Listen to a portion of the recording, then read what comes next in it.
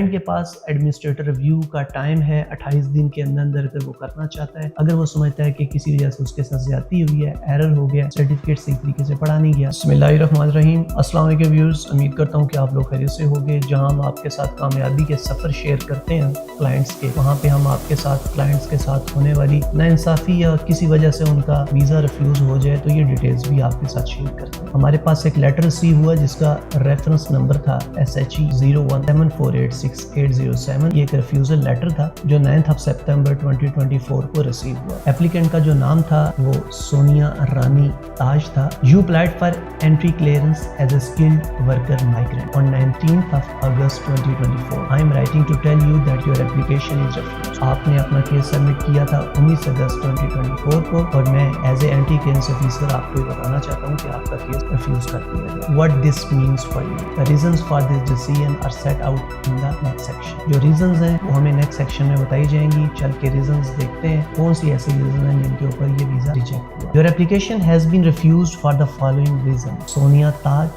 you applied for anti-clearance as a skilled worker under Appendix Skilled Worker of the Immigration Rules. Your application has been refused because you do not meet SW 4.1, SW 7.1, SW 7.2 and SW 7.3 with reference to Appendix English Language IELTS B1 GL। तो हमारे applicant ने जो visa apply किया उसमें उनका visa rejection की जो वजह बनी वो ये थी कि उनके IELTS का जो स्कोर था B1 लेवल के लिए वो 4.0 से कम था, यानी 3.5 था। ये मिनिमम रिक्वायरमेंट 4 बैंड तमाम मॉडल्स में होनी चाहिए। सो 20 पॉइंट्स फॉर स्पॉन्सरशिप होता है, 20 points for job at the appropriate skill level होता है और 0 point for the English language requirement. यानी क्लाइंट को 20 पॉइंट्स स्पॉन्सरशिप के दे दिए गए, 20 पॉइंट्स उसको जॉब का जो लेटर था अप्रोप्रिएट स्किल लेवल से रिलेटेड उसके मिले और 0 पॉइंट जो था वो उसको लैंग्वेज का मिला, जिसकी वजह से उसका वीजा जो है वो रिजेक्ट हुआ। मजीद यहाँ पे बताया जाता है I have awarded you 0 points